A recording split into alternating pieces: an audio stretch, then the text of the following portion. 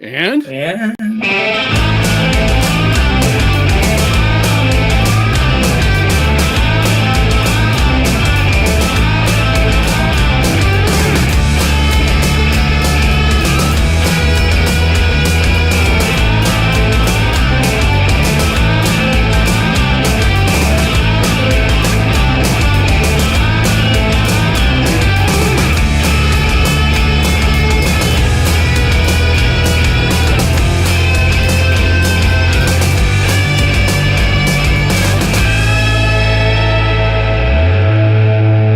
we will try to screw it up less next time, although we can't possibly screw it up as badly as the city is screwing this up.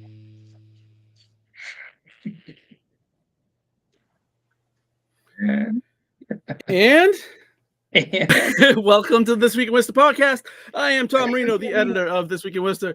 This is Mr. John Edward Keogh. He is my partner in Gab. He is the president of Hollywood Film Group. He is the executive producer of Managing Media and a contributor to This Week in Worcester. Hello, Mr. Keogh. Hello, sir. How are you? So let's look at this stupidity I look like. Let's wrap up a year. It's been a year. Not since us, but I mean, just, 2024 was a year. It is just about over. It was a year. It definitely happened. We figured we would do the quintessential top 5 countdown of both losers and winners. Obviously related to Worcester in the grand year of our Lord 2024. Oh man, the year of our Lord. What's his name does that all the time on the Worcester Sucks stream. They always say that, the year of our Lord. Those guys are funny. Gotcha. I was going on a tangent. Let's not. Which I'm not even a big fan of, but I was going to go on a whole black metal tangent that is unnecessary. So the list. We're going to get started right away. Let's not gab because we'll probably go over anyway. So we're going to do the losers first. See if we can't get some anger out so we can be happy for the winners. Losers! Let's go! And I hope everybody in the chat put your losers in the chat too. We're just doing top 5 losers, top 5 winners. Feel free. We'll get to yours as well if you decide to submit them. Yeah. I'm hoping Shawnee D kicks in with a list of 5 lists. They'll probably be ridiculous. We won't be able to read them on air. Well, yeah, we'll be able to read them, just not. Yeah, absolutely. So starting with the losers list, our consensus pick for the number 5 on the losers list is the Worcester City Council in the aggregate. For many reasons. I don't know if anybody's reporting this yet. I haven't seen it, but one of the reasons is the Gaza resolution thing was such a disaster and such a disgrace. And the news on that is information relayed to me suggests that that resolution will be on the agenda on the first meeting of the new year on, I believe it's the 7th, after the ACLU said that the Worcester City Council was naughty for had more than naughty, infringed on these people's free speech rights, their First Amendment rights, by holding an unequal playing field for different viewpoints, which they called viewpoint discrimination. Interesting. So beyond that, changed. What is that? Is that what? Because didn't they take a legal position on that? Wasn't that what they did? One more time. I said, so their legal position has changed because they took a legal position on it, right? They reviewed. They had the lawyer, Mike Trainer, gave a legal note to the clerk, and the clerk took a position that this couldn't be on the agenda. So how did they overcome that objection? Well, I don't know that. I think he was making a legal argument that they could prevent it, they could bar it from the agenda. The ACLU has disagreed, and I think the city has decided that it agrees with the ACLU. Apparently, or Now, it is afraid of getting sued, which is the second thing is the true one. right. So this is would this my question is, the reason I'm asking that is because would this make this moot? Is that why they're doing that? Would this moot the issue? Did the ACLU, because the ACLU kind of publicly threatened a lawsuit. That's what I read, that they were kind of indicating like maybe they would go down the lines of suing. And so, Yeah, I mean, when the ACLU publicly releases a letter that says that you violated people's First Amendment rights, that's bad for you. not only that, it wasn't just it wasn't like it was like the Worcester chapter of the ACLU. No, It it's was a state. Massachusetts. It was the Massachusetts state, right? So it's like the state Right. agency released a press release like, "Hey, this is bad news, guys. You shouldn't be doing this." Did. Yeah. It's actually unconstitutional in their view. Yeah. And rather than fight this war, apparently it's going to be on the agenda. Well, I'll say this, that recently in the past like 10 years or so, the ACLU used to sue a lot and lose in a lot of places. But over the last 10 years, they've had a super disciplined legal department. And if they indicate that they're going to sue, they're probably going to win, because they win a lot now at the national level, at the state level. They have won a tremendous amount of lawsuits. One of the state lawsuits that they won was for segregation inside the Massachusetts Department of Corrections, and particularly for people with mental health issues, right? And so they won that, and then what the DOC did was they just changed what the state called segregation. They just tried to switch the name, which is a common move among prisons. And the ACLU was able to get an injunction from a state and a federal judge on the same day, like the day of, which is very rare. It's like almost impossible to do. And so they're on a winning streak. And so maybe the city realizes that and says, "Hey, we shouldn't mess around with this." So maybe there was cooler heads prevailed. So that's good. Also, other losing other things, the detractions from the Worcester City Council score. Of course, it's just outright refusal to, at least for the majority of the council, just an outright refusal to hire its own attorney.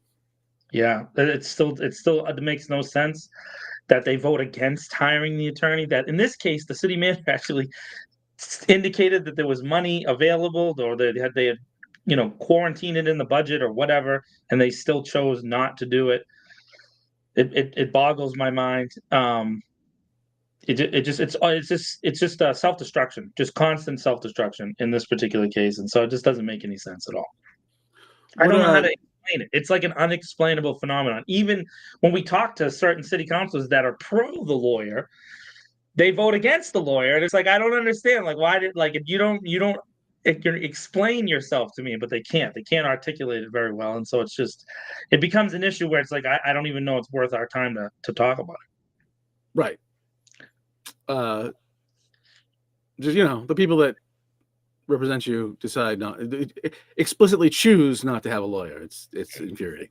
What anything else you have on to contribute to the Worcester City Council score? Yeah, and so again, a lot of things. I mean, this is normal for any municipal body, right? But they do a lot of like ceremonial stuff. They vote a lot of things through that are like placebos. I think they're like, "Hey, we'll give this to the community," and then maybe they'll like back off on this or that, the other thing. And there's a lot of like not reading the room things that happen a lot of times, and it just doesn't make any sense. It goes back to when I put in the petition for the cable thing, and they ended up denying it, right? And several of the councils, I don't want to go at names because then we're just going to have like all kinds of arguments and stuff like that. But there was several councilors who got up to speak when Jenny put in her motion the next week, basically to ask the city manager to give them communication on the negotiations, right? That's what it was. And there were several of them that got up and said, do we know that this is actually happening, right? So they were like outright calling me a liar.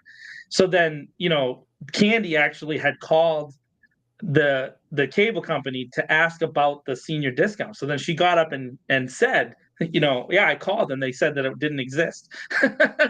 So then those other city councilors were sitting in the room and they had already questioned that I was lying. And then one of their members got up and said, no, it turns out John was telling the truth. And none of them ever apologized. And then if you ask them a question about it, they take it personal.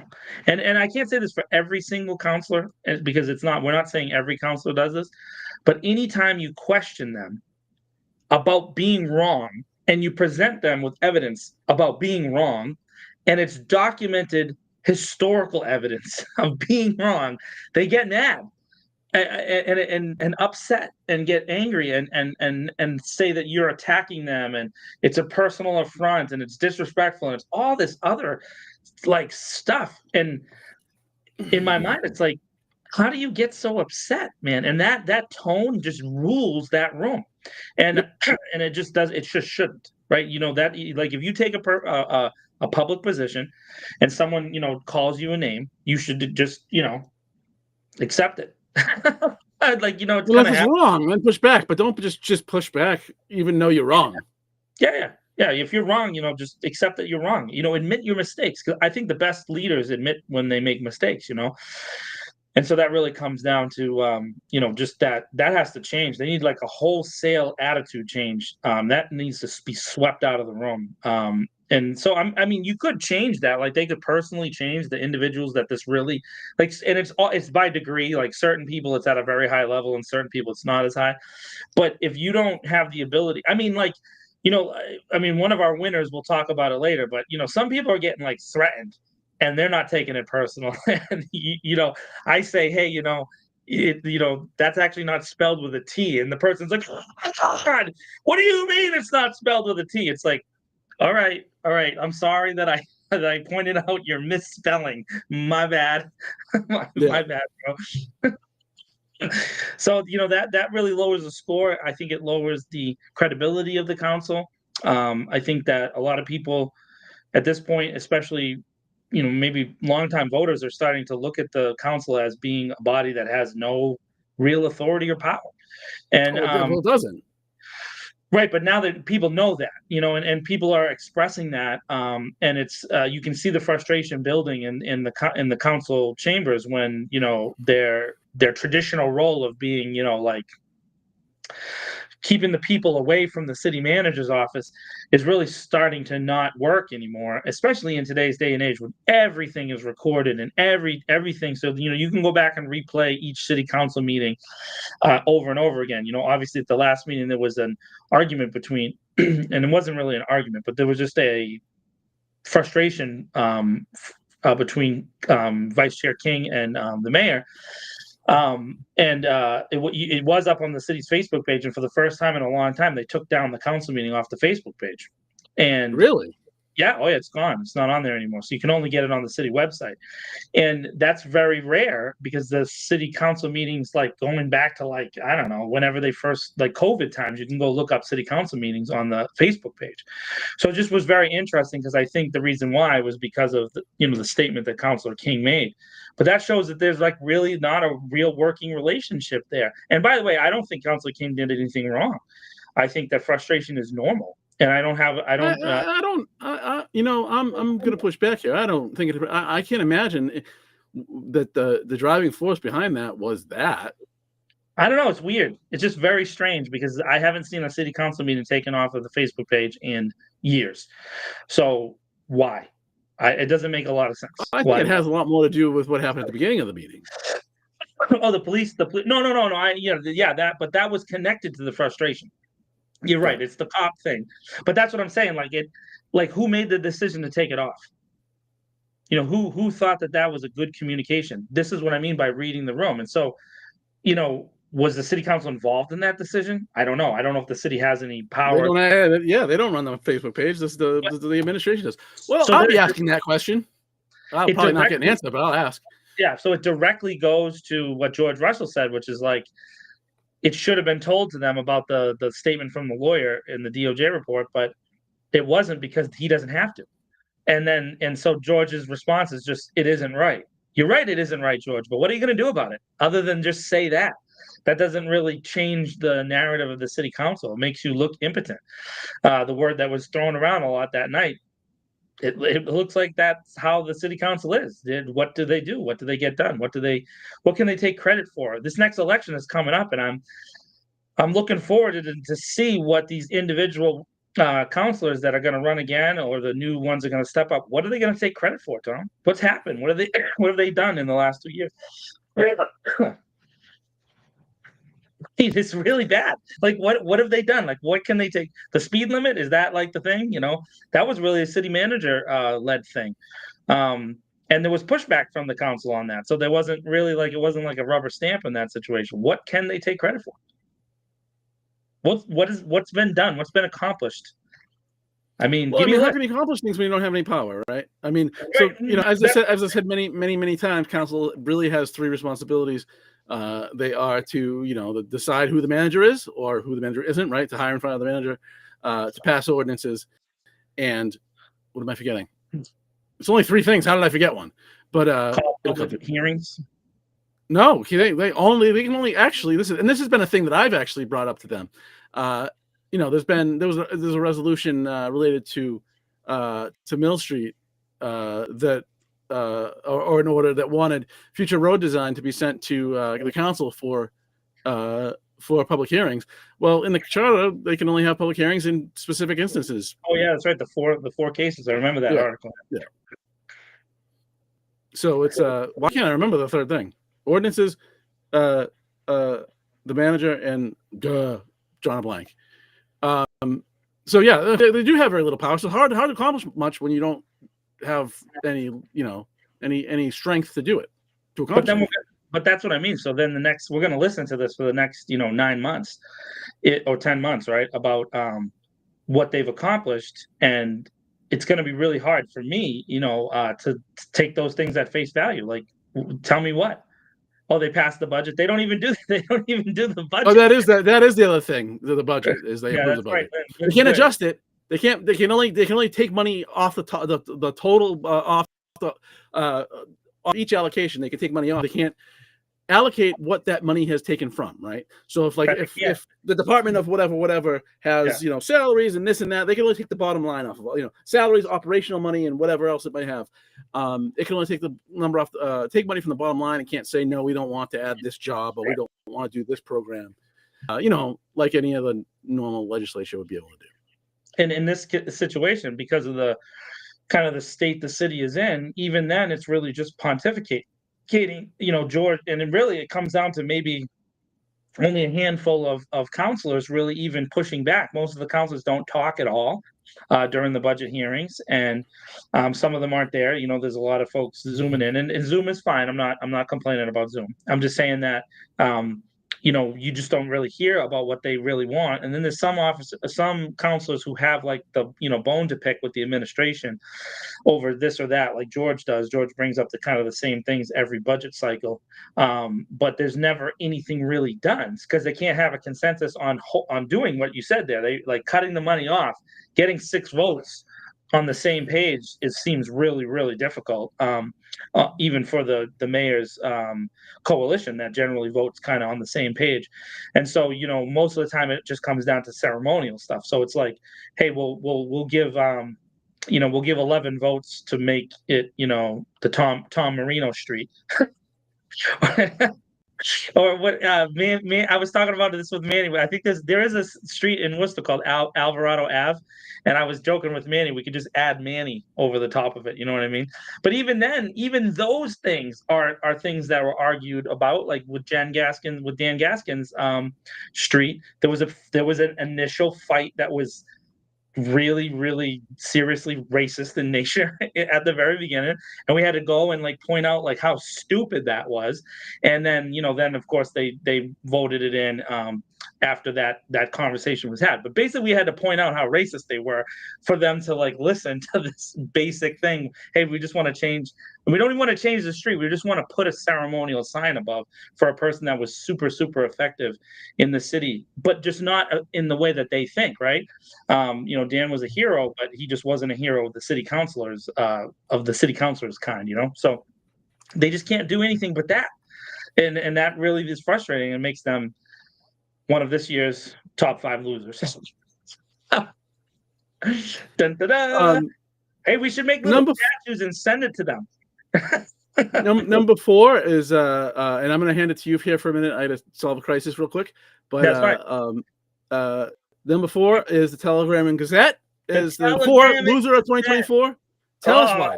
Tell us why. Right.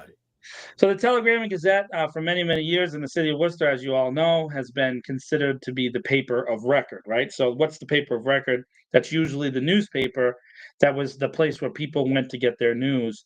And most people would consider, if it was in the Telegram and Gazette, for decades, that it was honest and true and real and right? But over the past few decades, and this is not just a phenomenon that's local to Worcester, but really nationwide, newspapers have gone the way of the dodo, and they're slowly dying or transitioning into the digital space, and they've lost tens of thousands of former subscribers, and people have moved into this new media area, just like this, right? So to This Week in Worcester, podcasts like this, Manny J Media, Worcester Sucks, Mass Live is a relatively new company to the area. Those kind of things have kind of happened. Worcester Guardian is relatively new, although they're connected to the old guard. And that's really where you find most media is. And so people really don't trust the Telegram and Gazette anymore, even the legacy subscribers. Most people find their news in other sources. Obviously, the rise of Twitter, X, now Blue Sky, and these other places. A lot of people get their news from Facebook, which I don't know why you would get your news from Facebook, but hey, I'm on Facebook, so I mean, I guess you could check me out. And the Telegram and Gazette just continues, in my opinion, to put themselves into this spot of being dishonest and not trustworthy. One of the biggest things is the city administration consistently leaks information or gives preferential treatment to the Telegram and Gazette. And I've said this to the city administration. That makes you look bad. It really does. And I've also said this to people at the Telegram and Gazette. That makes them look worse, right? So when you take, a perfect example is when the new chief diversity officer was hired. The legacy white newspapers was the person who got that information. You would think the city administration would have thought that through, but you also would have think that the Telegram and Gazette would think about what that looks like to people of color, right? Because people of color reacted like, "What? Huh? How did they get it?" Like, it doesn't make a lot of sense. And so those continual unforced errors just makes them look, really, really bad. Also, they've been really slow compared to other regional newspapers to pivot away from the old model, right? And so they still are kind of stuck with those legacy advertising models. And so, like, if Hanover Insurance tells Telegram and Gazette what to do, they do it. And because of that, you really don't get very trustworthy things. There's only one columnist now, former mayor of Worcester, who writes just the worst things on a regular basis, and he really does. And I don't even know if he lives in Worcester anymore, right? Because that's the common thing about him. He's probably living down the Cape. But anyways, that's really where it is. There are several reporters at the Telegram and Gazette, which I think are tremendous reporters. I think Brad Petroshan, who's done a lot of the stuff on the police, is a great reporter, really connected, well sourced, and I understand why and how he writes things. And he just gets scoops. He really does, and you can't really stop that. So he's built up that reputation. He's delivering it, but you don't really have an opinion section anymore other than Ray. And so that's how the Telegram and Gazette is viewed. Ray Mariano's mouthpiece is the mouthpiece of the TNG. And I mean, the paywall thing is frustrating for a lot of people. People are frustrated with having to pay for news and that kind of thing. And then the city still does give them preferred treatment. So the Telegram and Gazette just continues to make really unforced errors. The newsroom has shrunk a lot. Some of the people that they let go were the wrong people to let go. And it is what it is. It is also a dying industry, so it's really hard I'm not holding the TNG for that part, but you need to move and you need to pivot and change and like kind of adapt as you see the things happening all over the world, not just here. New York Times, biggest newspaper in the history of reality, right? They've let go, thousands and thousands of staffers because it is what it is. You know what I mean? So you have to make that change. And also, although there's some of our more conservative viewers will probably be upset about this, the New York Times leaning heavily on to the liberal side of things was actually a great business decision, in my opinion, because they couldn't sustain the model because the Wall Street Journal is the conservative paper of record in New York, and they just couldn't do the neutral thing anymore because they were getting killed by the Wall Street Journal. So they pivoted into the liberal space, and it was a great business decision, and it kind of brought them back to prominence. And now those two papers with the LA Times and the Washington Post are really the last four newspapers that have any real effect on American news. And the Telegram and Gazette has long ago lost that position in our city. Most of the time when they post an article, we just get pissed off. Yeah. That's really it. Yeah. At this point. Everybody just gets mad. I agree on Brad. He does. I agree on Brad. He does great work related to police stuff, especially. Has done great work on the Natalia Cosenza case. And Marco was. And Marco was. Yeah, also, Marco was a really good reporter. He was the one that actually wrote that piece on the new economic development. Pardon me, the diversity officer. And he had it posted 2 minutes after I got it. It was weird. With a picture from the city, which I did not get. Weird. Yeah. I mean, he's good. He's good, but I don't know. I'm sorry. So yeah, he's good. I don't know if he could. Yeah, if he could digest and get that up in 2 minutes, that's impressive. So yeah, and now Marco just left. What as of last meeting? I think he said it was. I don't know if he left that. It was the next day or whatever, but it was soon that week. There was a new reporter when we were there on the Friday. Oh, really? Yeah, the Albanian guy there. He was. Oh, that's right. That's right. Yeah, he's the beat guy now. So still, I mean, just like anywhere, really, or most places, right? The New York Times is great. There's some great reporters that are doing great work. It's the corporate machine that smashes them, and changes their coverage, and or kills stories or whatever. Yeah. Number 3, loser of the year. Dun dun dun dun. What is it? Economic Development Cooperation. What are they called? Well, EDCC. I forget what the third letter is. The Economic Development Coordination Council. The secret Worcester council. The eating dairy cheese council. The secret government. That's what it is. This is torch holding. So this is this cooperation or coordination committee. So it comes out of really federal representatives saying, there's all these asks for money going to the federal level, and it wasn't being coordinated. So federal reps said, you guys got to get something together to handle this. So this goes back many years. It consists of the city manager, the mayor, the president and CEO of the Worcester Regional Chamber of Commerce, the president of the Business Development Corporation. And, correct. It's like 9 people total. Yeah. The 4 you just mentioned are like the really big ones. Yeah. The city says that they don't take any votes and it's not formal like that. There was reporting many years ago that it did. So maybe I don't know what's what, if that's changed or what. Yeah. Getting details is difficult. But they've largely been coordinating, kind of asking for federal dollars coming out of the city. At least that's was its impetus for being started. And directing those dollars where? How do they coordinate the money? Like, where do they coordinate it to? Is my question for you. Well, I mean, so I don't get the impression that they actually get to direct the dollars, but they are having significant influence over who applies or whose application is being looked at favorably.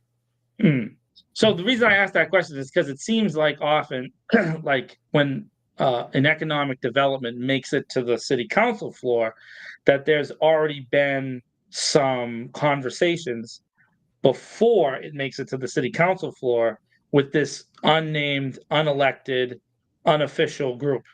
And that's really a significant problem because I vote for city council, and the city council is supposed to then express me as a constituent on these various things. It doesn't mean that they have to vote how John votes, but they are supposed to, represent us.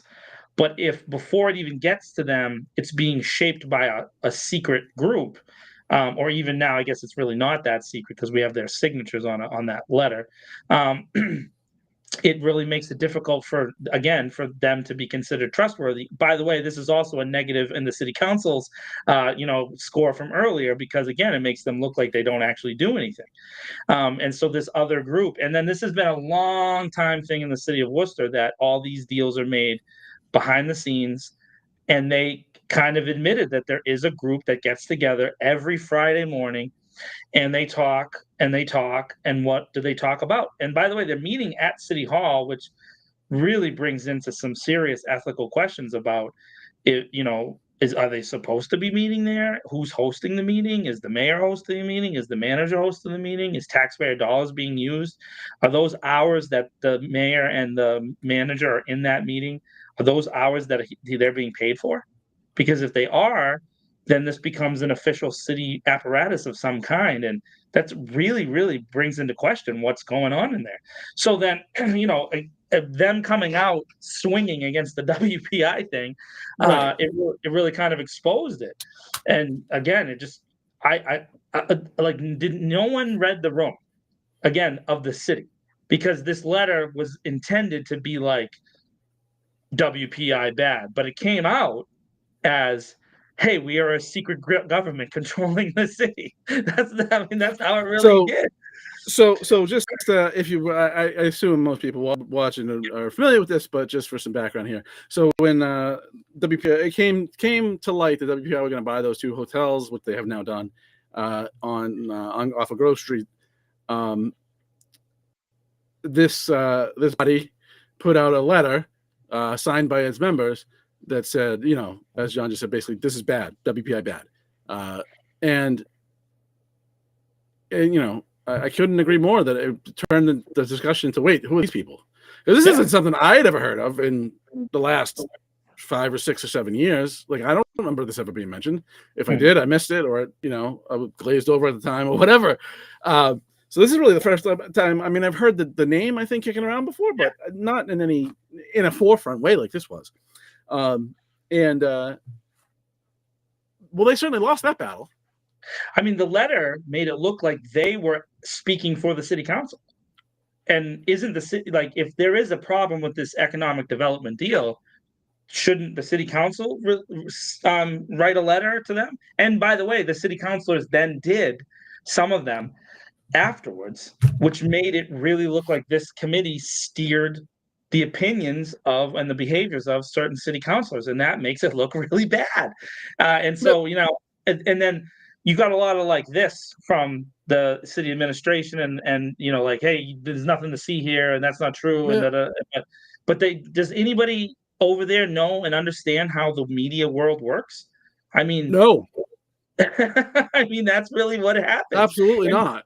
And by the way, I don't want to sit here and pretend that you and I were like on the forefront of this, because we weren't. It was breaking news for like a week straight, and then you and I were like, "What the heck is going on?" And we started looking into it, and then we talk about it on our thing.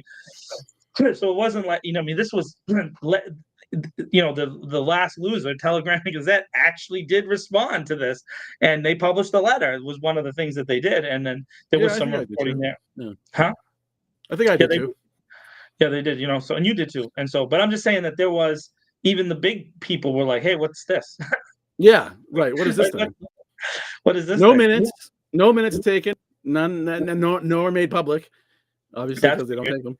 And then, of course, the mayor has, again, the only information we have is the public statements from the mayor on Hank Stolz, and then city manager also on Hank Stolz's show, and both of those, and then some comments they made to the TNG, and both of them said that this meeting takes place in the mayor's office.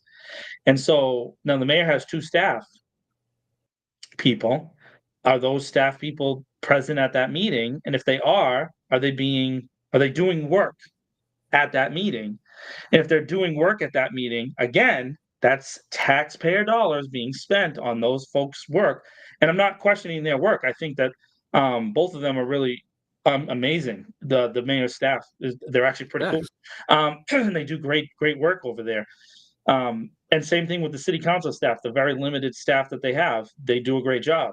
But if they're working during those meetings and they're involved in those meetings, that's taxpayer dollars being spent to pay them to work those hours. And that's a significant and serious question about this committee that supposedly has no public authority, but is employing public employees in some capacity. That's unknown and unspoken about. And when you ask about it, they won't tell us. So, I think they think that we forgot about that, by the way, Tom. And like that's over. It's not over. It's not over at all. I mean, there's some rumblings about different things, but there might be legal action related to that. And I think that some of the entities involved in that legal action should move forward with it. Because what is going on in those meetings? What's happening? Why aren't they recorded, Tom? Why aren't they recorded? Well, we know why. Yeah, but that's what I mean. So it's like, okay, big thing that's happened in our country over the past 20 years has been the government on every level, from the federal, state, and local, has said, well, hey, if you're not doing anything wrong, then you shouldn't worry about us looking into what you're doing, right? Like that is a common thing that we hear all the time. Like, hey, if you don't want us to look at your computer, well, just if you're not doing anything wrong, then it shouldn't be a problem, right? So if they're not doing anything wrong, why can't we record those meetings? Same logic, right? And so that's how we have to think about it today. You can't trust people unless they produce evidence that they're doing things that are trustworthy. At this point, you can't give the benefit of the doubt anymore in our society, because there's just been so many lapses of trust and just breaches by the government to the people, that we have to question everything and everybody. You don't get the automatic stamp that you're a hero and that you're doing the right thing unless you show that you're a hero and you're doing the right thing. You got to show that. Now, you can't just expect people to accept it. Even if you do fit that, which I don't know who fits that category, but even if you fit that category, I'm still going to ask, because it's my job. Yeah. Because that's what we're supposed to do, right? Yeah. That's the other thing too. Just because the last 93 times you did the right thing doesn't mean that you won't do some weird corrupt thing on chance 94. Because we've seen that. We've seen, in fact, public officials at all levels do intentionally the right thing 100 times so they could get away with this other thing that they were doing over here. And it's like, hey, listen, we have to check into what you're doing. And it stinks because there are really good public officials all over the country that try to do the right thing all the time, and they have to then carry the weight for folks that do the wrong thing, and they have to deal with tough questions, which is the point of checks and balances based society, which supposedly we are, and it is what it is. It's weird when people advocate for checks and balances that they get looked at like they're weirdos. Yeah, we're bad. We're bad if we want to check and balance. It's crazy. Biggest Loser of 2024, number 2. Number 2. The infamous, everyone's favorite company, Charter Communications. So when I went to the city manager's contract vote thing on the Friday before Christmas, I mentioned that they had lost 4,000 additional subscribers since the last time that I had spoke at the city council meeting. Mayor Petty asked me, how do you know those numbers, right? Like, where do you get those numbers from? And I get those numbers from being a shareholder. I own one share of Charter Spectrum. They're a publicly traded company, and by law, they have to provide data. And they have to provide what's called segmented data for subscribers, because the subscribers are federally subsidized. So that means that Charter doesn't just get paid by cable customers.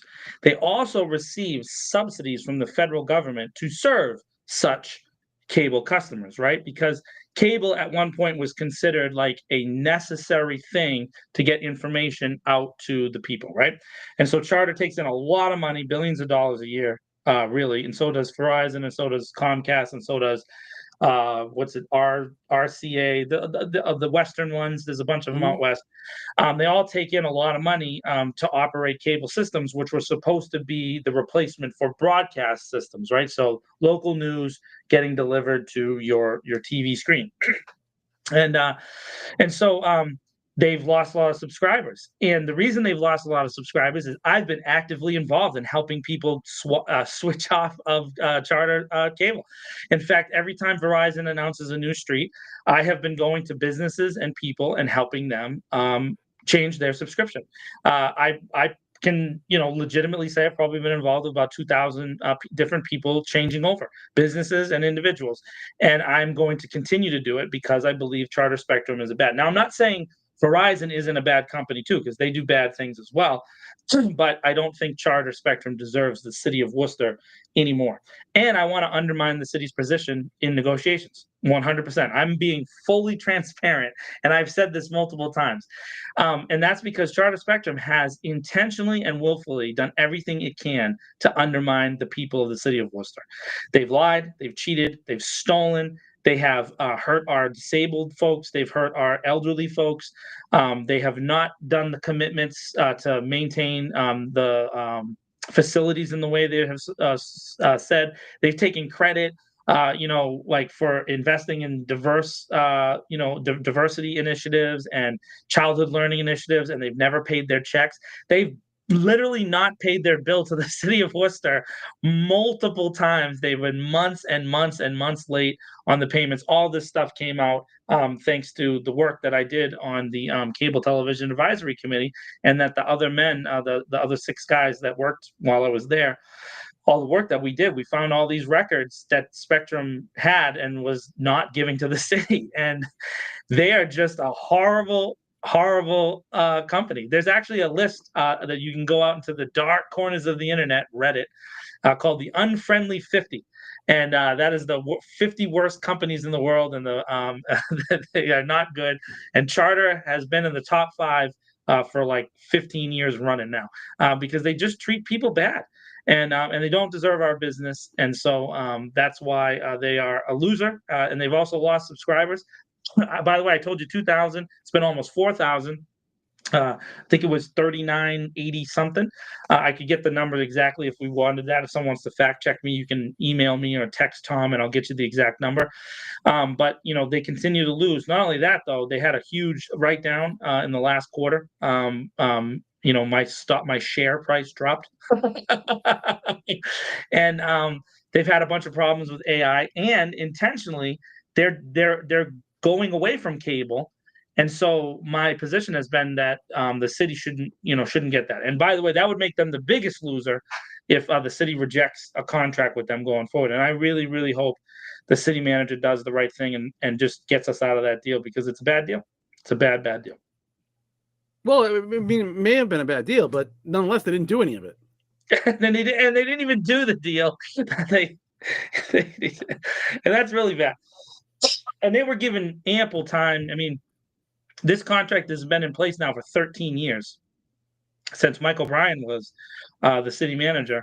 And at no point in the 13 years, at no point have they ever adhered to the full contract, ever. And in fact, not only that, they're supposed to pay. Every October, they're supposed to send a letter to the city about how much money they've collected in relation to the PEG channels. PEGs is public, educational, and government channels. So that's WCCA, the Worcester Public Schools channel. The city channels that you see has all the that does the city council meetings, does all the meetings. So those 3 entities, the Spectrum collects money from customers and is supposed to take that money and send it on to the city, right? That it's not supposed to be taxed or whatever. And they're supposed to give a report every October, and then the money's supposed to be remitted every March. That is part of the contract. They never gave the report on time in 13 years. Not one time did they ever even give it in October. Isn't that amazing? It never even made the month that is required by the contract. And they never once actually paid on the day, which was March 1st. They never paid on March 1st. They did pay in March a couple times, so I don't want to have people shouting down the things that I'm getting inaccurate. But of the 13 years, 9 of those years, they didn't pay in March. This is a multi-billion dollar company. And the amount of money we're talking about for them is a drop in the bucket. And it's not their money. It's actually the city's money that's supposed to pass through so that we can pay for WCCA. And, as much as I don't always agree with Mauro Di Pascali over WCCA, I will say this. He's had to fight for his budget every year for the entirety of these contracts, and he's not supposed to, because there's a set aside amount of money that's supposed to go. And so the city is isn't being able to give him money. And then so people that we know haven't been able to have jobs because he doesn't know when he's going to be able to pay them. And nobody can operate an organization like that when you don't know if you can pay your own staff. And so, I mean, it just doesn't make any sense. So just, again, these are all problems caused by charter, which makes them the number 2 loser. And realistically, the number 1 loser had to go above and beyond to beat charter. Yeah, they sure did. They had to go to another level. Of course, the number 1 loser of the year, the Worcester Police Department, in lieu of the Department of Justice investigation report that was recently released, that was damning in every way possible, and then, of course, the way both the city, but and the unions, the department have responded has been outrageous, absolutely outrageous. Just so obviously, earlier this week, in the little time slot between Christmas and the weekend, the city announced that they had to pay out a lawsuit that was a report that was in this thing, and $365,000 if I read it right in the TNG. And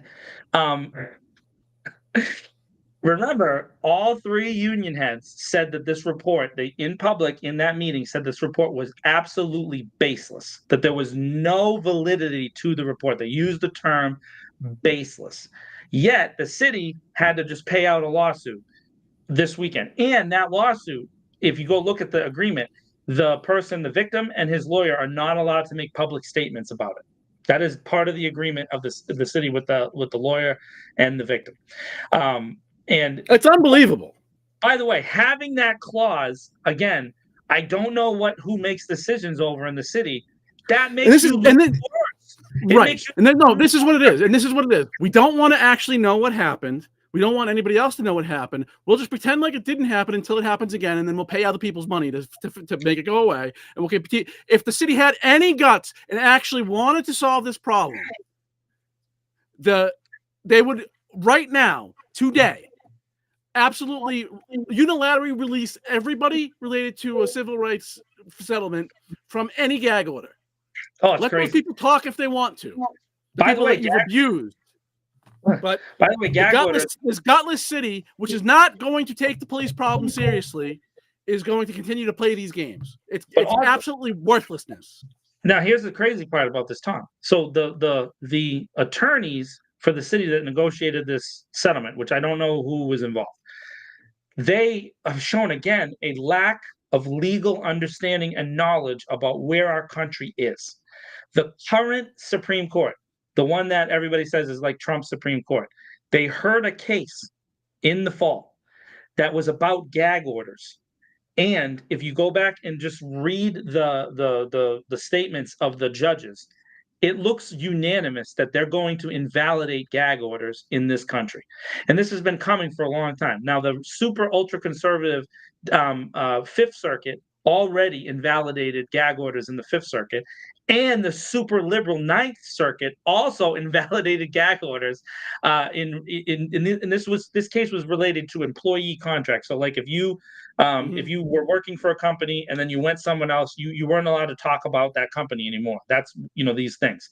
However, the Supreme Court decided to take up the full legal apparatus behind the concept of gag orders in legal contracts, and so if you can go look it up yourself if you don't believe me. Supreme Court Chief Justice John Roberts said this would apply in lawsuits between municipalities and people that are paid out for civil rights claims, which is exactly what just happened. So this decision is expected to come down in January before President Trump is inaugurated, right? We're expected this decision. There's a period of time in early January when the Supreme Court releases some decisions related to the fall schedule, and then the rest of them usually come in late May and early June every year. That's the cycle of Supreme Court decisions. But many people expect this one to be decided very, very fast because it looks like it's consensus, and Chief Justice Roberts tries to get those consensus votes out as soon as he can because it makes him look better, right? It does. And so it's very likely that this gag order is illegal right now, and the Supreme Court is about to decide that. So this is how bad it looks, Tom. They may have not anticipated a legal decision that could be coming this year, right? This next year, right now, and it makes them look bad because of what just happened 2 weeks ago. And no one in the building thought, hey, we're about to release this only like a week after. No, they don't want to. No, because all they care about. Listen, all they care about. They don't care about what happens to anybody. They can only care about what goes public, and so they don't want this man to talk. So here's the thing. If you look at the thing, they had to pay fines. They had to pay late fees in this process, right? In this settlement. So they settled and they had to pay legal fees and all that stuff. And so, I mean, what's going to stop this guy from talking? I mean, maybe he decides to just go talk. I mean, maybe he got a little, but $364,000 isn't a lot of money. Not for like a lifetime, especially considering what happened to this young man. Right. So like he was assaulted, viciously assaulted. And so you and I and them were supposed to believe that this was the right thing to do. And then again, I challenge the heads of the unions. Right. So Anthony Petrone, Rick Cipro, Thomas Duffy, you know who I am. You can reach out to me at any point. Will you retract your public statements that report was baseless? Because the city just undermined your position by paying out this lawsuit, right? Doesn't that undermine what they're saying? It was an unsettled lawsuit 2 Tuesdays ago, but it has now, since that hearing where you said it was baseless, it has been settled by the city, and the city paid out. It wasn't settled that the other guy paid in.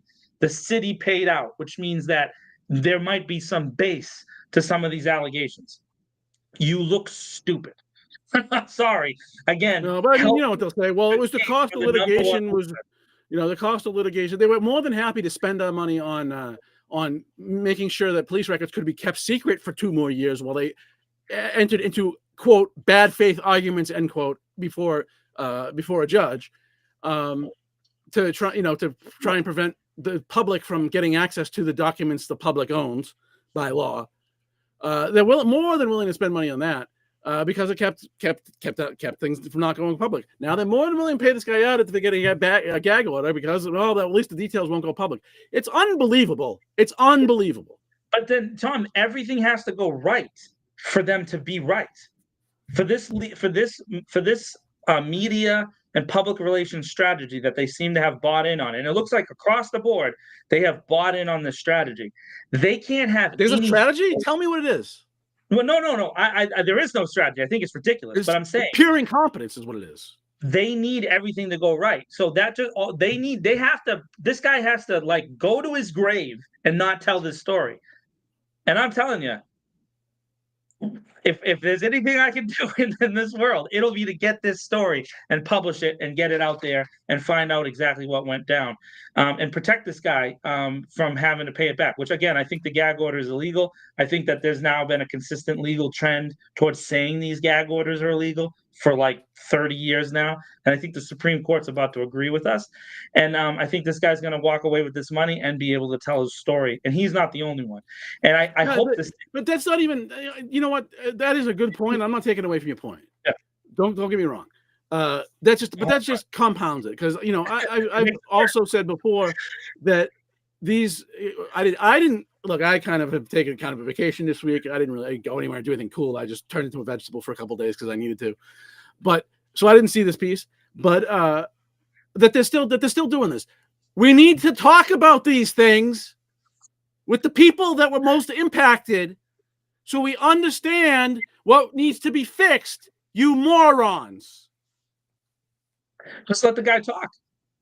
Just let, in fact, you know what would have been an amazing thing for the city to do, especially considering what just happened just less than 2 weeks ago?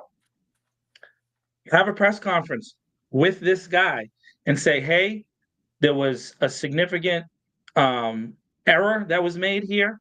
Justice was not served, and this young man was hurt by our police department. We're sorry. We are sorry. Have the chief of police up there say he's sorry. I don't need the officers that did it. I'm not asking for all that. I'm not looking for a perp walk because I think those are ridiculous. But it would have been nice to have the city come out and say, hey, you know what? It turns out we did make a mistake and we're sorry. But they can't do that. And that's what makes them look bad, because they can't ever take responsibility. There's never a real full sorry. It's always general, but not specific. It's like, hey, we're sorry that this happened, but tell me what you're sorry for.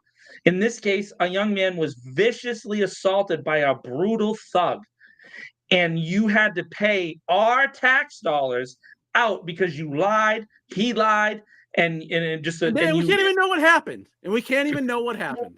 And we do kind of know what happened. That's the crazy thing, is we do. There are some reports that are public in the public record, which is crazy. Why have a gag order on police reports that we already know about? Because that person. I mean, you get me going now. It's just why the response to the report was what it was. It wasn't about the report. It was about intimidating the people that gave that information from coming forward. So once you put a face and a name to the story, then that's why you see faces in every advertisement you've ever seen, because faces work. No, I'm listening. I'm with you 100%. And I'll put it to you this way: it wasn't just about intimidating those; it was about intimidating the city councilors that are supposed to vote the way that they want. True. Again, which is why you're on the list, city council, of losers, because the police feel that that's an effective response. They think if we put 200 of us in the room, we'll intimidate them and they'll do what we want. And that's exactly the strategy, which is crazy. It's crazy, but it is what it is. Publicly happening right in front of us. And by the way, I'm a bad dude for saying this. I know this because I wrote it in. That was their version of Pussy Bumpin' Sarah making a call. I mean, but people have called me and actually threatened me and texted me threats over this exact thing. And all I was saying is, hey, dudes, some of these lawsuits are going to get paid out. And they're like, no, it's not. And guess what? We were just proven right again, Tom. Again. It's crazy. It just blows my mind, and it's mind-boggling. And not just us. By the way, this is something that a group of people have been working on for many, many years and decades. In fact, and I have to give them credit too. They've been pushing this narrative, for years about the police and about the way that this internal willingness to hide the sins of the city. It's the only nonpartisan issue in the city of Worcester. Yep. We must deflect, never deal with the problem ever. Everything else can be fought over, but not this. We must get on bended knee and open mouth for anything the police department says. You better do it. And you better do it, because if you don't do it, it's refusing a lawful order in their mind, because everything they say is lawful. Listen, I've already been getting enough death threats as it is, right? I didn't say that one this time. That was Tom. So don't you be coming at me with more your weird, your little cowardly text messages on Messenger and on Facebook. Please, you weirdo. I'll publish them all. Bring it. I know you will. I know you will. I will say that I have far more confidence. I mean, I could not have had less confidence in the last two chiefs of police. Yeah. But I have far more confidence in the current chief of police that actually wants to have a department and not a collection of thugs. Hey, I want to say that's true. I want to say one more thing though about their. You know how everybody has been doing the mantra, there are good cops, that thing. Most cops are good. I've been reading all over the country, right? There was this case in Oklahoma where a police officer beat an elderly man almost to death when the elderly man kind of like poked him, and he like wrapped him and smashed him into the ground. Body camera footage. There's another body camera footage of an officer in Florida pulling a gun and putting the gun in the mouth of an FBI agent who was undercover without warning, without like there's just like a consistent thing. And I hear this thing in all these public statements from these law enforcement agencies. It's like universal around the country. Sometimes we have to make split-second decisions. That's number one. And two, the vast majority of our officers do the right thing. And so it's like a mantra, right? Split-second decisions, officers do the right thing. And you have to say that, and you have to talk about that. And my thinking process now is starting to lean towards, well, maybe there really isn't a majority of officers who do the right thing, because you allow this to happen. How is it possible that these things can happen when there's so many good cops? If there's so many good cops, why aren't you? What are you afraid of? Like, what are you? I'll tell you what they're afraid of. They're afraid of the same mentality that we saw at City Hall. Because Right, if you're a rat, funny, more Sopranos or gangster language. If you're a rat, you're the lowest of the low. You're even low. You might even be lower than one of us. I don't know though, because we're all like it's them and then us. Yeah, we're way down here. But to the cops that make the good apple, bad apple argument, and you hear that all the time too. Like, there's just a couple bad apples. At this point, though, like if there's one bad apple in the police department, then you failed to do your jobs, because the police is supposed to be, the place where you go for protection. They're supposed to be our heroes. They're supposed to, and that's how they present themselves, and that's how the media generally presents them, as first responders and heroes. And I'm not taking away from anybody who's ever run into a fire, or to the people at 9/11, or to Manny Familia who sacrificed himself to save a young child, right? Those people are real heroes. But for those of you who stand by and you don't do anything because you're afraid of the thugs, you're cowards. It is what it is. And again, I'm not afraid. I'm just not afraid of you anymore. I'm not afraid of what you showed last week. That's all you got. That's all you got. You got 200 officers in a room stomping and yelling and screaming, and you got the mayor not questioning you for yelling and screaming, but he's questioning weird how when people came and yelled and screamed at City Hall, they didn't take a recess and then end the meeting and then get police escorts out, because the police are like, the police were yelling at them.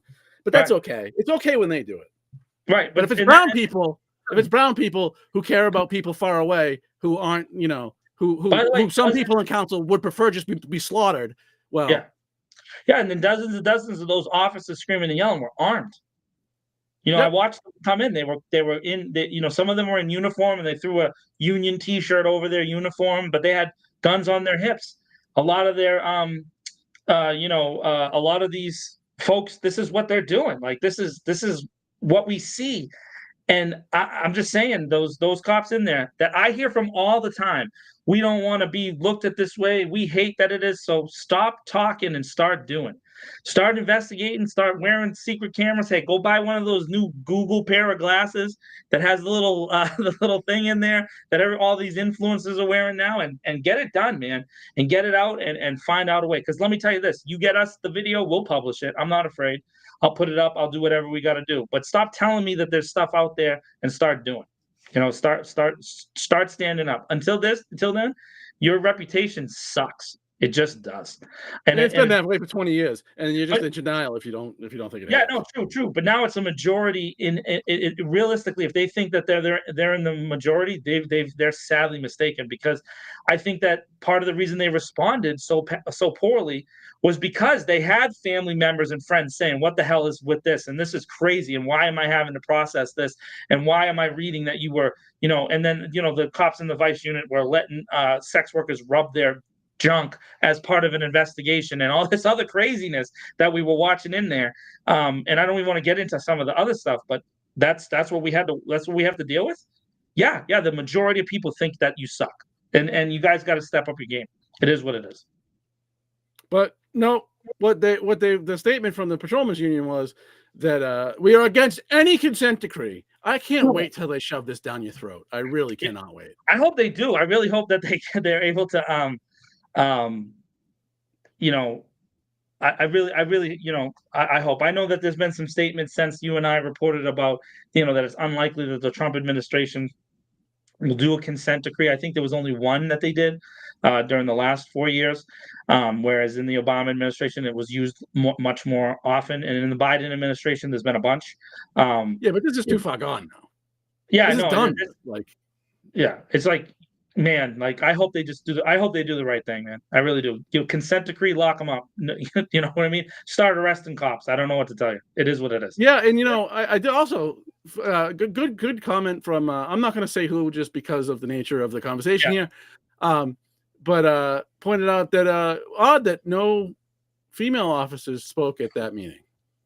It is, and that there was a couple females that smoked that were wives of officers, but in particular, Thomas Duffy's wife was the main person in there.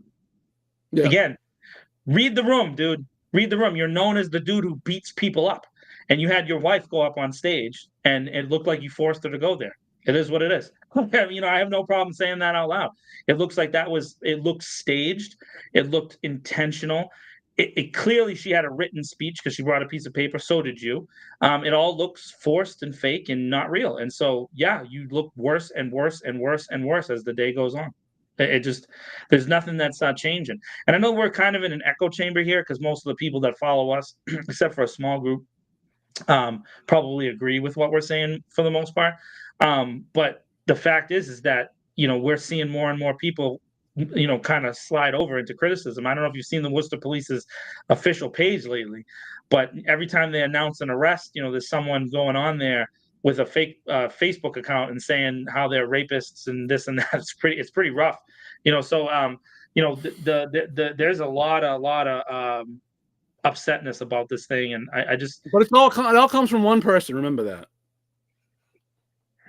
It all comes from, according to Patrolman Duffy, it all comes from one person. Yeah, one person. Yeah, one person. We'll see. All right, now that you've irritated me, let's get through since we're already over time and we are just getting to our winners. Number 5 winner of 2024. Developers. They won again. More tips for buildings that maybe won't happen because they're not obligated to do anything. All the obligation is on the city. Congratulations to the big developers. You guys have once again knocked it out of the park.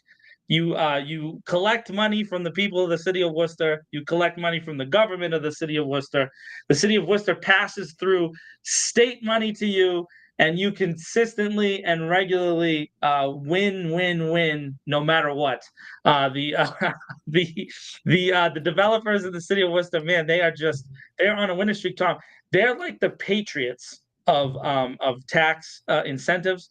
They're just winning championships. And maybe not the Patriots because the Patriots suck now, but the Tom Brady, the developers of the Tom Brady's, just consistently and regularly dominating the Michael Jordan of municipal development things. They just don't know how to stop winning, man. They just win no matter what. I don't know what to say. You know what I mean? They are unbelievable, and we just watch them wipe the floor with the city again and again and again and again. Developers. It's so true, man. It's that deserves to be highlighted. Get that on there. Someone screenshot that and post that in the Worcester past, present, and future group right there. Screenshot that sucker and throw it right in there. That'll get everybody going over there. Oh man! But maybe the biggest winner of the developers was Madison Properties, who made an amazing set of promises about buildings behind the Polo Park development, and then nah. Just like, we don't feel like it. And there's nothing to hold them responsible, nothing to hold them to their promises. And it was just completely 100% swept under the rug. Goes back to one of our losers, the Telegram and Gazette. You notice that story was a blip and then it's gone. We no longer have coverage like that anymore. It's left up to us, independent media, like us, like Manny, like Worcester Sucks, like the other people around in the city that are doing that kind of work. we have to repeat and repeat and repeat and repeat and repeat what they're doing, and that's the only way to get people to pay attention, because it is swept under the rug swiftly and frequently. But I promise you, this year at all these debates that are coming up, guess who will be there? Me. I'll be there in some capacity. Who knows what that capacity will be, but I'll be asking those questions. Hey, how do you guys feel about Madison Properties not having to do their obligation, but the renters in the city of Worcester being evicted at the highest clip ever? By the way, I don't know if you saw that. I think they set a record for evictions according to the anti-eviction unit there. That's not good. So they're evicting people left and right, and of course, we set a national record for homelessness in 18% increase year over year. This year, almost 1 million people, almost 800,000, 794,000 people homeless in the country, growing. And there's no one knows how to stop it. By the way, it is a universal problem, and no one anywhere has any solutions that work. And it just continues to grow. But the developers, all they do is win, baby. And that dovetails nicely into the number 4 winner for 2024, WPI, who did, if you believe the number 3 loser, EDCC, had just a hostile takeover by buying property. It is another example of how the city won't hold any corporate entities responsible for anything. Charter, for one. These properties, this all could have been avoided very easily if when those properties were handed over to a developer, because they were handed over for $0, that there was a deed restriction. They could have just put a restriction in the deed of who could buy it. That can be done. They didn't do that, and so here we are. Much like they didn't do that with Madison Properties, you see, because we can't. Of course, that's not the free. It's all about the free market. Except for rent. Except for renting. There's no free market for them. Yeah. Just price fixing, and that's a whole different story. But I'm not going to get into all that. So it kind of does. So WPI, they're not the one exploiting that, of course. They just wanted to buy some property, and they did. But could have made it impossible when this was done. But of course, the people now with the Regional Chamber of Commerce, who was involved intimately in putting that together, from what I understand. And others, certainly not that person exclusively, didn't want to put any restrictions on how profit that could be made from a property that was given to them for nothing, and that they then flip for $10 million. And then that company who they flipped it to just flipped it again to WPI. So glad everybody makes money, but Worcester gets screwed. Good. And by the way, real quick with WPI, their public relations response to this was pretty amazing. They just stated the facts. Here's what happened. Here's what we did. Here's what we told the city we were going to do. When the EDCC, the secret government, released the letter, it was already over. It was already over at that point. The WPI had already done all the transactions with the state. They'd already handled their business, and then on top of it, all of a sudden, the TNG, and the Guardian and Mass Live all of a sudden had the list of the voluntary payments made by colleges in Worcester, and turns out WPI is paying the most, and so they look good. They just hit it out of the park. They smashed the city. They just made the city look horrible. Good for the geeks over there at Worcester Polytechnic Institute, rocking it for years. The Renaissance, the geek Renaissance continues. 30, 40 years in the making now. Those guys over there, they just handled it. They outclassed, outmoved, outplayed the city at the city's own game, and there's really no other way to look at it. You can't, if someone's going to write a book about this someday, it should just be about how the geeks took down City Hall, because that's what happened. Just outclassed at every level. Just real quick here, Shani asked if landlords were already mentioned it as was a winner. They were not. They certainly get an honorable mention, but did not make the top 5. Yeah, they didn't make it, because the developers are just kind of like the high level landlords, so we kind of gave it to them. And there are some some triple decker landlords, some poor people landlords that don't do that well compared to the big wigs. So number 3, I'm sure a controversial pick for some. Number 3 winner is Worcester City Councilor Atel Hajii, who had a great year, I thought. You know, I don't think stepped in any big landmines. I mean, look, if you're a person who hates people because their politics don't agree with yours, then you're not going to like this pick. If your politics don't agree with hers, you know, if you can look at someone and not agree with their politics, but you know, see that they intend to act with either purpose and moral clarity, you know, I can't see how you don't at least respect the woman if you don't, even if you don't agree with all of her politics. And so, this was something that was on my. I didn't want to pick too many individuals because I don't want to. We've just seen how people kind of go on the attack lately, but we part of the reason we picked Attell is because I don't agree with her about all of her policies. I don't agree with her, politically a lot of the time. But you can't deny that this woman loves the people of Worcester, and in particular represents, to the best of her ability, District 5. Now, does everybody in District 5 agree with her? No, not at all. That was clearly expressed. It was a very close election. We saw that. We saw that the vote totals for Jose Rivera were higher than most people expected. It was a closer election than most people thought were going to happen. But you can't say that she doesn't stand up for what's right on a regular basis, whether you agree politically or not, and that she's consistent. She's consistently there at everything. I know this because I'm with Manny at a ton of the community events, and you know what? She's there. She's there at the ones where she's liked, and she's there at the ones where she's not liked. She talks to people who hate her. She, she was. I mean, her people attacked her house during the last election. She would receive threats, and the rhetoric was just ridiculous against her.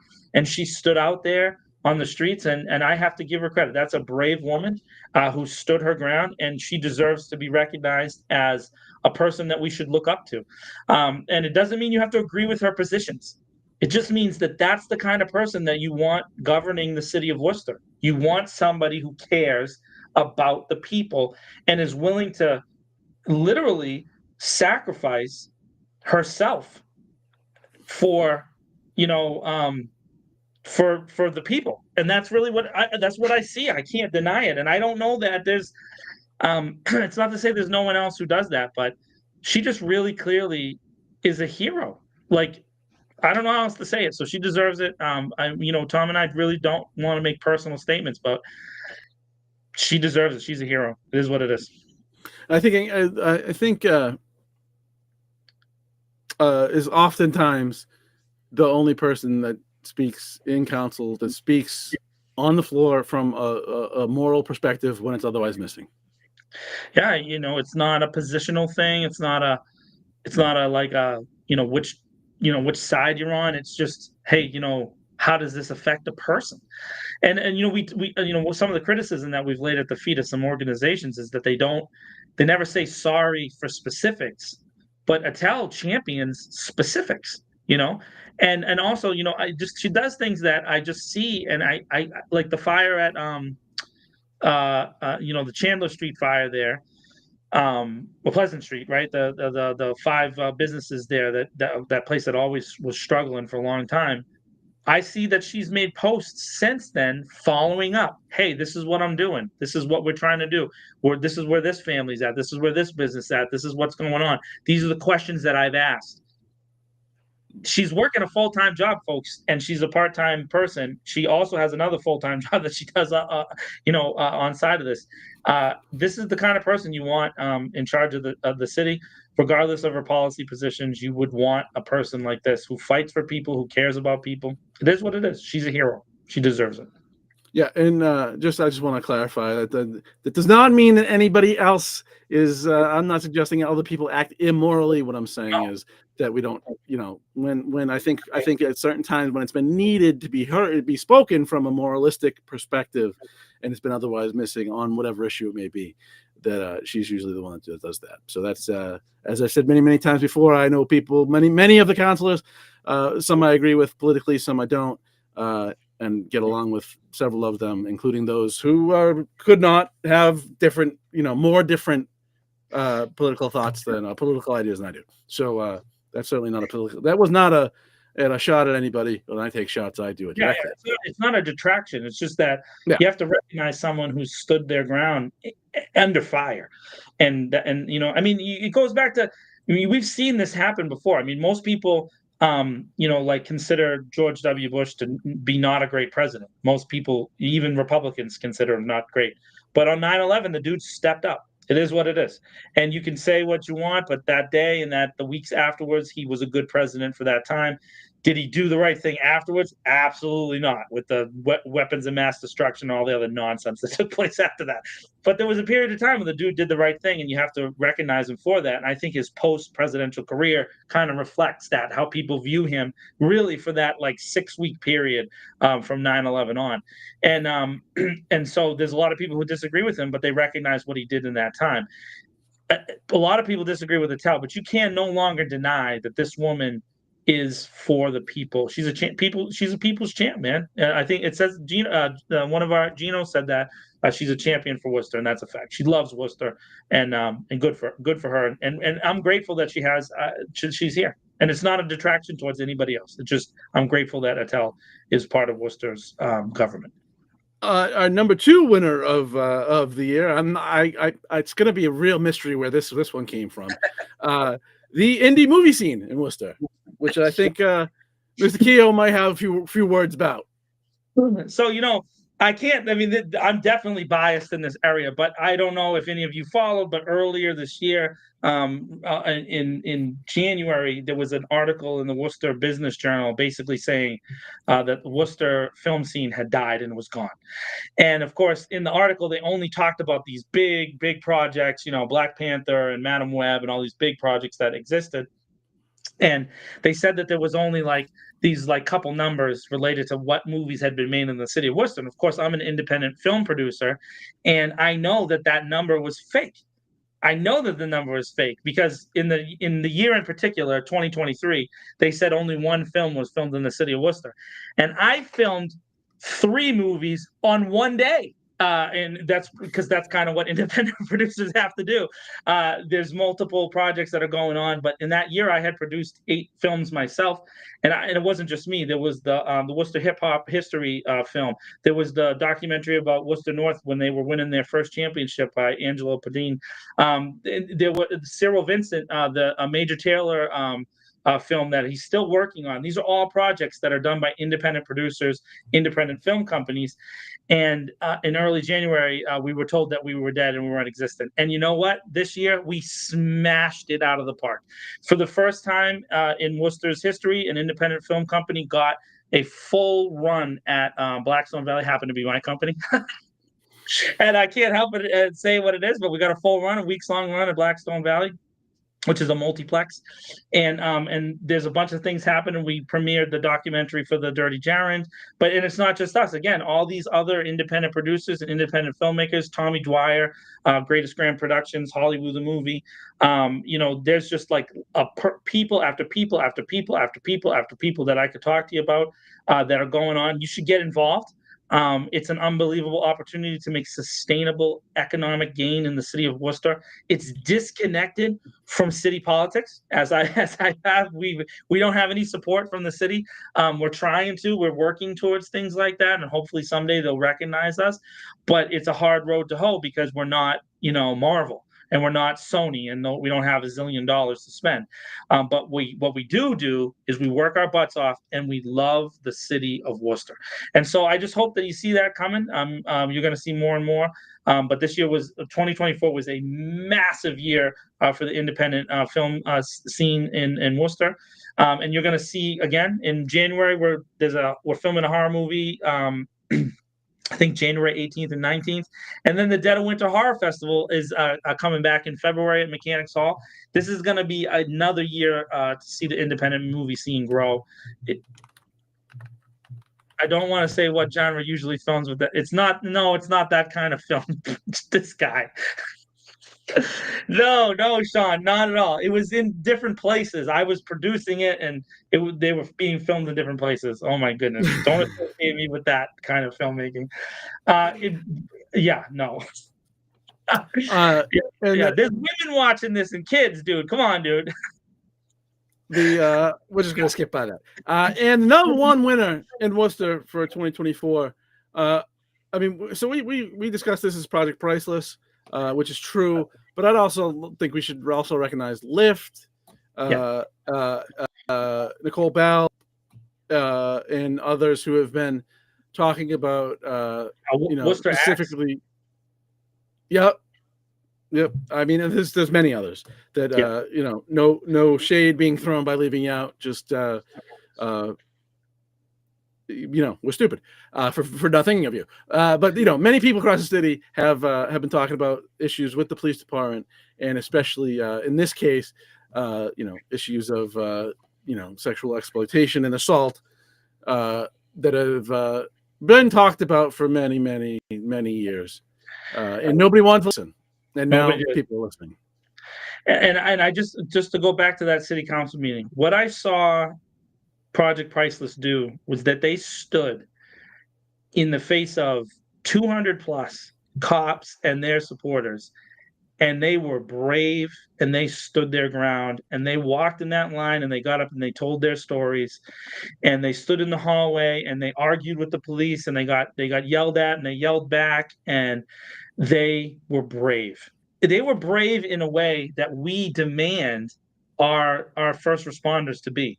They stood up and they put themselves at risk, and they did not have the support of the mayor. They did not have the support of the city council in general, not every single person. They did not have the support of the city manager. They didn't have the support of the police department. They were not protected in that time. And they were also there to talk about trauma that they experienced in a level of bravery. As a man, I can't ever say that I've ever had to do what they did. And it's just the level of bravery that I wish I could be like that. I really do, man. I really do. I hope that I can aspire. So the reason Project Priceless, it was because in that day, in that moment, in that fire, in the first time you've ever seen that many cops together in one place, they stood up and they told their stories.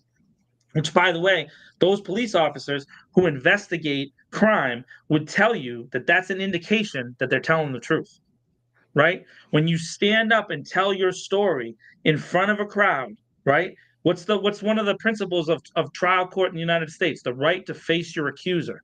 Well, you know what they did? They stood up and they accused the people that were their abusers, and they did it to their face in the only court that they're really probably going to get, unless some radical change happens.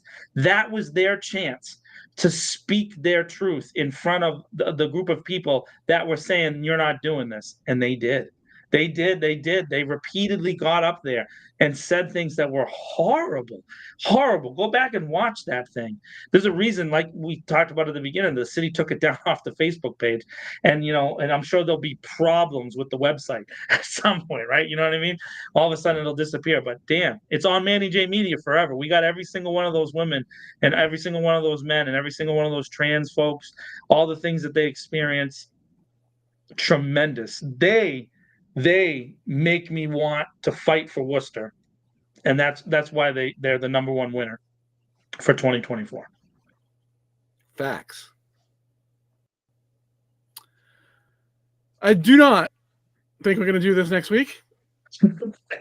Are you going to get away? You can't get away from me, Tom. I'm going to track you down and figure out something to talk to you about. That's fine. We're just not going to do it on the internet.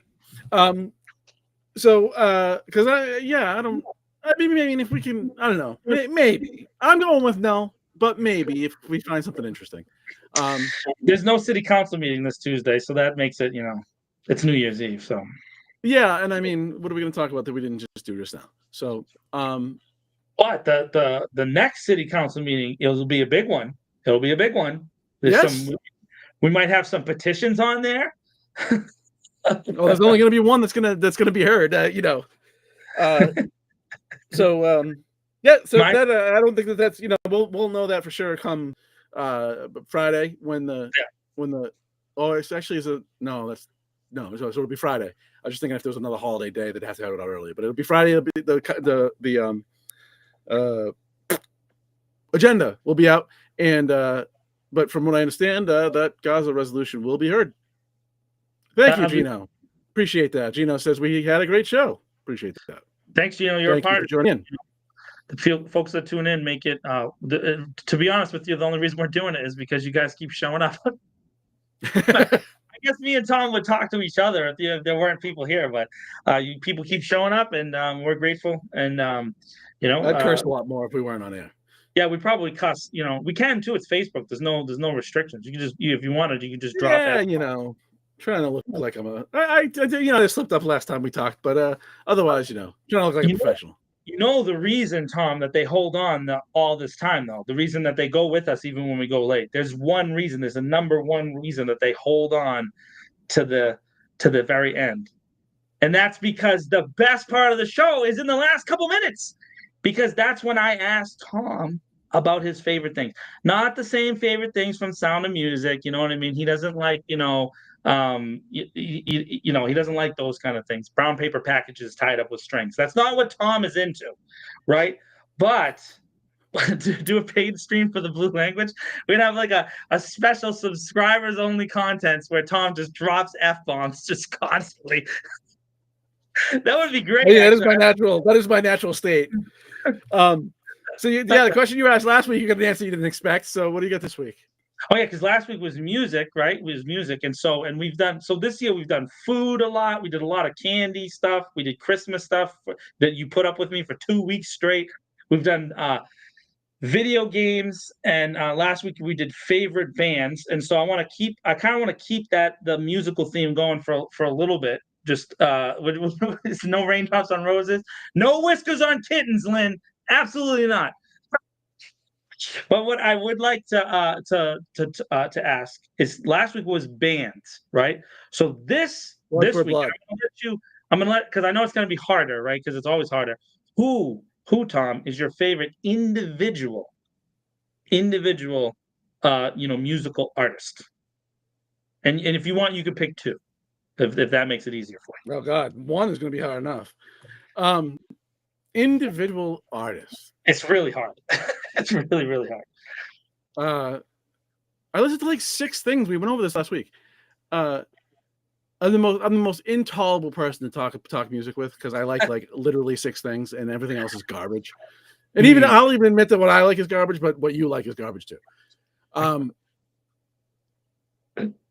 don't know. You go first. I'm gonna stall by making you go first.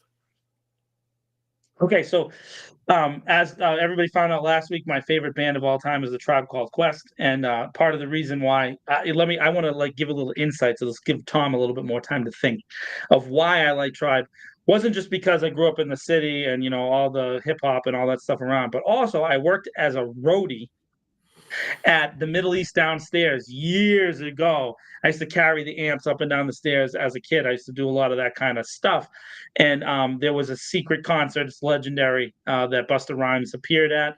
So I got to meet those guys when I was a really young kid, when they were just kind of on their way up as far as national prominence. Tribe was a band that everybody knew about for many years, but as far as getting onto the radio, that was a long time. So, but I'm gonna kind of pivot and say that my favorite individual artist is not a hip hop artist. I think my favorite individual artist probably of all time is Eric Clapton. And that's probably a shocker for a lot of people, but I like Eric Clapton a lot. I think he's influenced a tremendous amount of people, but the number one reason why isn't musical. It's because at one point he put Phil Collins in his band. And I freaking love that. Dude had Phil Collins. Phil Collins is one of the best-selling artists in the history of the world. I'm not saying Phil Collins' music is great. I'm not saying that. So don't go me down this road. However, Phil Collins is a dude. You have to go scoreboard. Dude sold tens of millions and millions of records. But Eric Clapton was so big, and never sold the records like Phil Collins did. He was never a pop star. That he could tell Phil Collins, go play drums and don't sing. In my band for 3 years, he toured as just a backup drummer, and I just love that. I love Clapton. Dude, if you go watch the Rock and Roll Hall of Fame stuff, there's only 2 people I've ever seen people respond in the way that people respond to Clapton. So Clapton gets on stage and everybody's like, like they do this. So it was him and Prince, when Prince was still alive. And if you ever want a great example of this, go watch when George Harrison was inducted into the Rock and Roll Hall of Fame. Prince has one of the most iconic guitar solos of all time, but he just took over the song, and Tom Petty and all the Beatles were like, "Hey, just do your thing, Prince." But Clapton does that every single time. The Grammys, all that other stuff. He's the musician that all the musicians love, and so Clapton is probably my favorite of all time. And then a weirdo, just because I'm gaining time for Tom, but it looks like he's almost ready. I'm good. Okay, you ready? So a second one would be David Gray, who none of you know about. I don't think anything to say about it. Nobody even knows it. Fine. So I keep up with two. We are the Woo generation, after all. So I'm gonna go with the one. I got two. Came up with two. I'm gonna go with the greatest rapper of all time, Ghostface Killah. Oh, whoa! Controversial statement. Out on a limb, bro. Whoa! All right, go ahead. And I'll just give kind of a shout out to a dude some people may have come across from the UK. His name's Ren, R-E-N. Oh yeah, this dude's great. Independent artist that had a #1 record in the UK.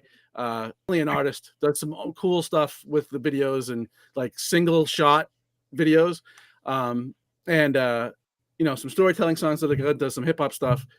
He's an interesting character. By the way, like that, you saying that that Ghostface Killah is the greatest rapper of all time. I swear we're gonna get thousands of people on here saying, "What about Black Thought?" Oh no! Oh my goodness! People are gonna start going off because the best rapper of all. By the way, I have no problem saying this. If you think that Jay-Z is in the top 50 of rappers, you don't know what you're talking about. If you put that man in your top 50, you don't know hip hop. In the top 50, greatest plagiarizer in the history of the world. Seriously, straight up. I mean, he's not Ghostface, that's for sure. Rip off artist of all time. Anyways, you know what we're gonna do? At some point, we should do a top 10 rappers song. It'll be. And look. Now I'm getting like, look, now Maria's yelling at me that I didn't say Black Thought. Look, Black Thought is amazing. There's only one guy who's the greatest rapper ever. That is Ghostface Killah. Black Thought's amazing. The Woo people are gonna come. So Capadonna, he lives in Worcester sometime part of the year, right? So he's gonna come, and he's gonna come for you, bro. Dizzy's over there. All these other guys are Big E's around. I mean, we're that generation, so I mean, I love Kappa. Absolutely, Cap's great. Yeah. But most people loved Kappa's solo record. Loved it. So that's the thing about Wu-Tang is that a lot of the great rappers didn't put out individual albums in the same way Ghostface does. Ghostface has an amazing solo catalog compared to some. I think he even has more solo albums than. Yeah, and I mean, he's like 175 years old now. But he's still great. He's get a little big. They did see something recently. It was like him and Raekwon like on a street somewhere. I don't know, in front of a award show or something. They were just like rapping. They had the track on in the background with the vocals on in the background, so they turned it down real low. It was just them rapping. It was awesome. Oh, that's cool.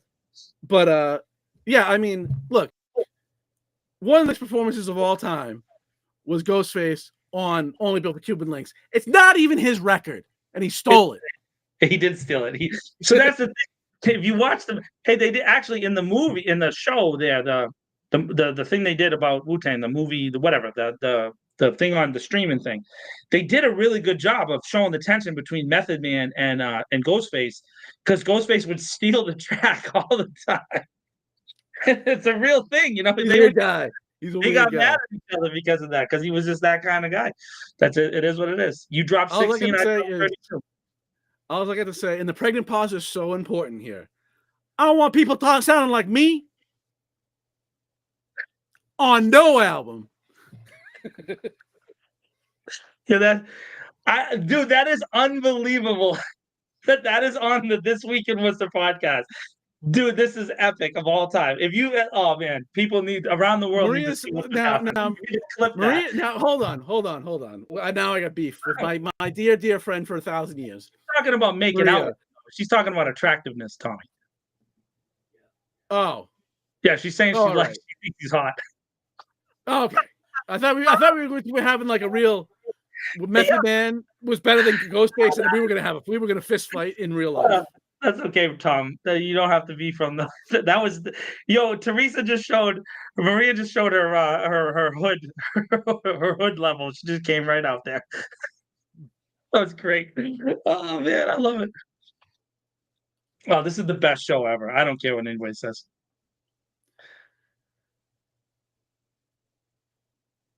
I don't even know what that means. Look at Lynn. Yo. Oh, we gotta go, dude. We gotta get out of here. It's gonna go. It's gonna go off the rails for like another half an hour if we just keep going down. All right.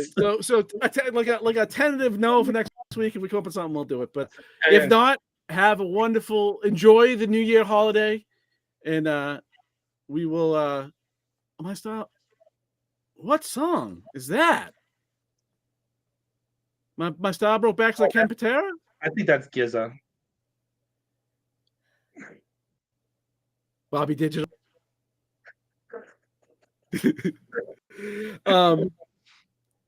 I know. What, you don't think I didn't see the Black Dot freestyle? You crazy? How about that, Shawnee? It's Giza. I pulled it right out of the thin air. That's from Shadowbox. Oh. The genius Bobby Digital. I'm just saying. I brought that. I pulled Giza right out of my brain. Right. That's street cred. For the line that Sean said, I broke back like Ken Patera. It's from Shadowboxing by Giza. I knew it was Giza. I just didn't know what song it was. Am I the stupid one here? What? What's a Giza? It's Giza, the genius, Giza. Yeah. I'm saying it with my accent, and you're not. All right. Maria's linking me to things that I already saw 100 years ago. Now she's gonna start sending you.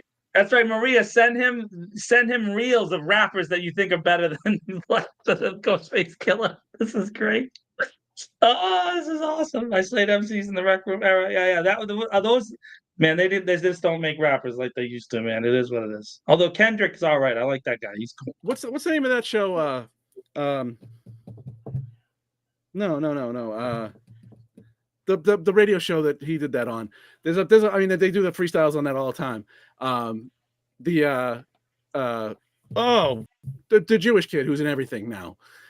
What's his name? The Jewish kid. The rapper. Little kid.